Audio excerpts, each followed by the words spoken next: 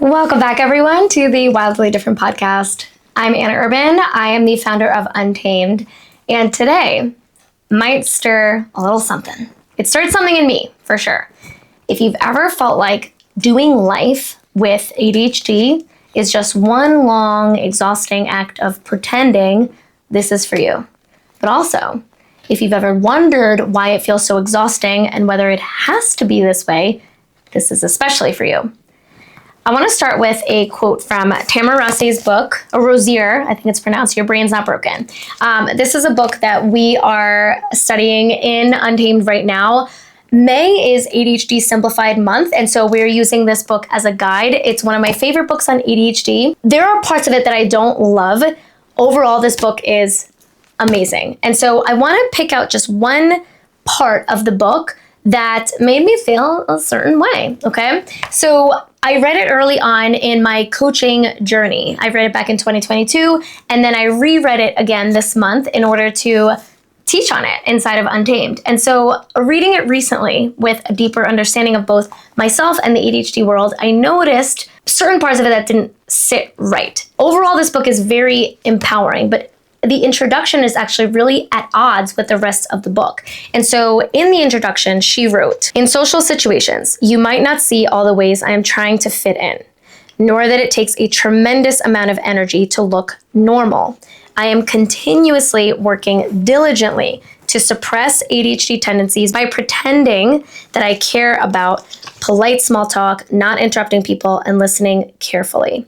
Eventually, the combination of pretending to be a grown-up and hog-tying impulsive thoughts and actions causes social fatigue." Listen, I don't disagree that social situations can be draining for many of us, especially when rejection sensitivity is in the mix. And I absolutely believe in validating people's lived experiences, but we need to talk about the framing here. Because I read that quote and I thought, wait, why are we pretending to care about small talk? Why are we hog-tying our impulses? And why are we equating not interrupting people with suppressing our true selves? I don't know about you, but I don't want to live in a world where interrupting people is considered performative, right? That's not masking, that's respect. And I understand that there are challenges that come with impulsivity, and I think it's the afterwards that becomes exhausting. It's when you notice that you are dominating a conversation, or when you notice that you are cutting somebody off. What is your self-talk after that?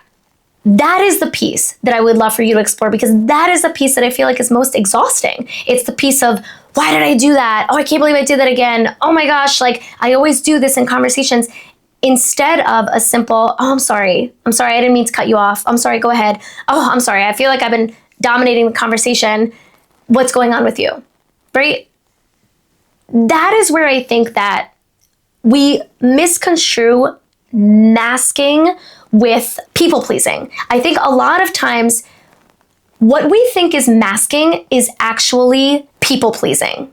And also, like in this situation, that's a totally different thread that I'm going to circle back to. But in that situation of like interrupting people, what is exhausting is like the self-shaming that happens afterwards. That's the piece that ends up being the most exhausting for my clients, for myself.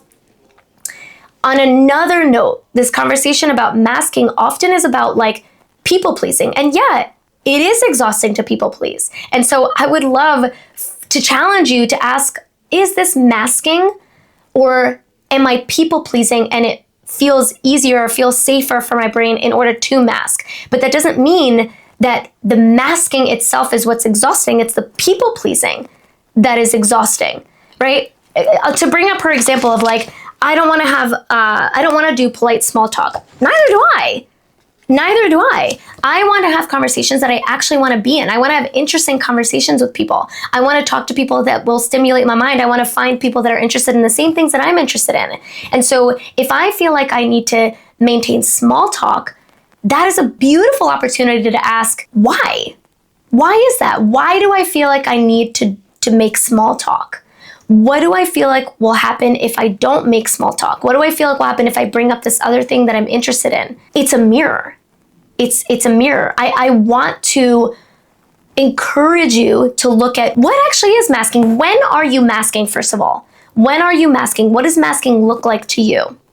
We talked about this today on a call with Untamed, where I asked them that question. I said, what does masking look like to you? And, one example that I threw out was like, twirling my hair. Like, a lot of people will say like, I mask, I don't fidget as much in front of people. Like, I don't twirl my hair, I don't tap my foot, I'm suppressing all these things. And my question is, why? Why do you do that? And an Untamed member shared that, because we don't want to be distracting to other people. Okay, why? Why? What is the fear there? First of all, how do we know that we will be distracting to other people? How do we know that for sure? Of course, there have been people in our lives that have told us that we're distracting. Sure, but I had to borrow, a line from Mel Robbins, let them. Let them. That is their situation to navigate, right? And I know that that's much easier said than done, right? I'm not going to pretend that like in every single social situation that I show up 100% as myself. No, I'm human. I'm still working on this. But I really want to encourage you to ask these questions. What does my masking look like? Why is it so exhausting? What am I hiding here? And why am I hiding it? The interrupting thing, I want to pause before I speak. Not because I'm trying to look normal, but because I value presence, I value connection, I value integrity, I value respect in conversations. So is it really exhausting that we're trying to look normal, or is it that we're practicing the pause in conversations? It's often about how you frame things. If we say, I don't want to interrupt people because I don't want to be rude, right? It's like, what is our brain fixating on? I'm rude, I'm rude, I'm rude. But if we say, I don't want to interrupt people because I want to make sure that they feel seen in conversations. I want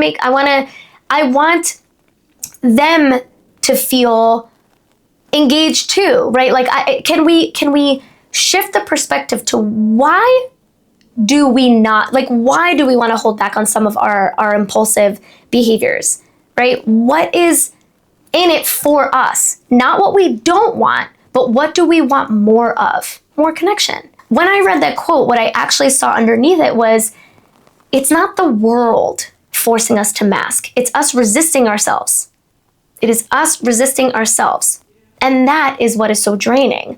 Not the small talk, not the listening, the resistance, the belief that this isn't me, or this isn't fair, or I'm the only one who has to work so hard. I'm the only one, who has to do this so people don't think I'm too much. But in reality, what kind of a life would you live pretending to be less? What would that do for you?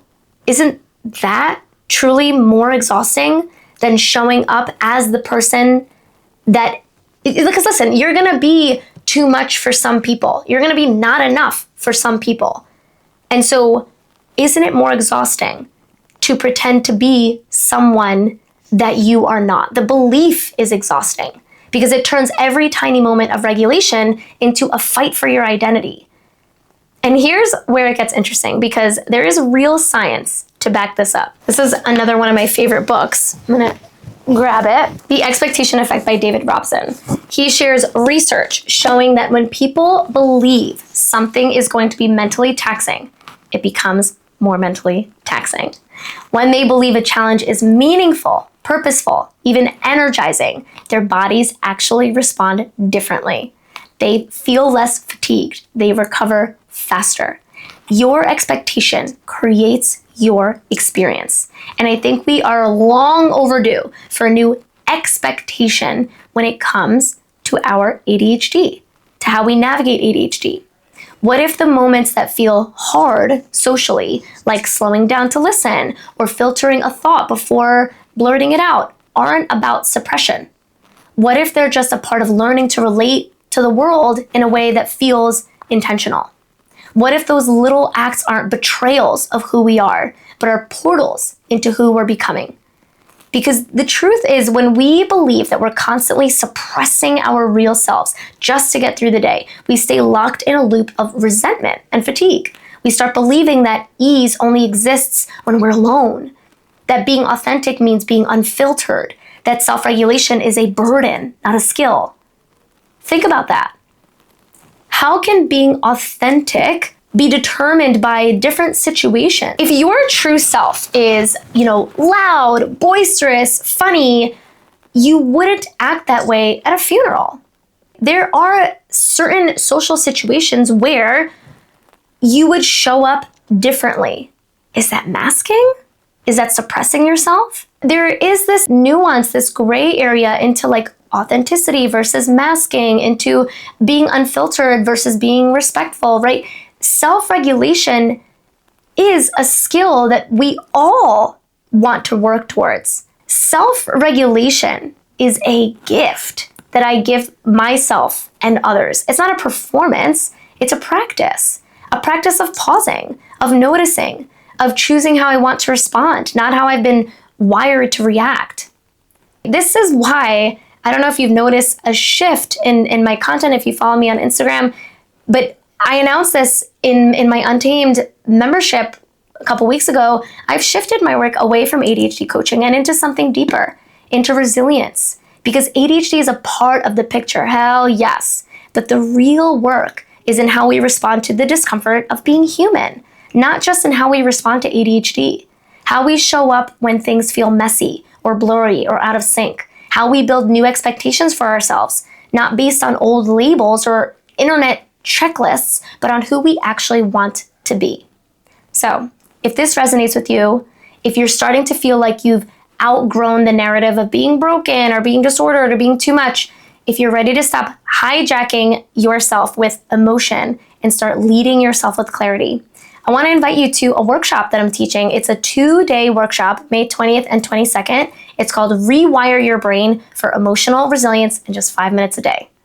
This entire workshop is about learning how to actually spot your pivotal emotional moments in real time, before the spiral, before the freeze, before you say to yourself, why did I do that? Right? In this workshop, I'll teach you how to regulate your nervous system without bypassing your truth, right? To make space for the nuance of masking and authenticity.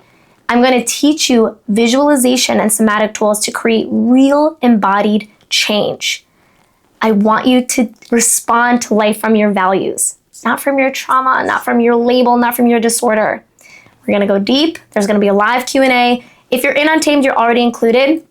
For everyone else, you can grab your seat using the link in the show notes. And if you're on the fence, I want to leave you with this. What might change if I stopped reacting and started responding from a place of authenticity?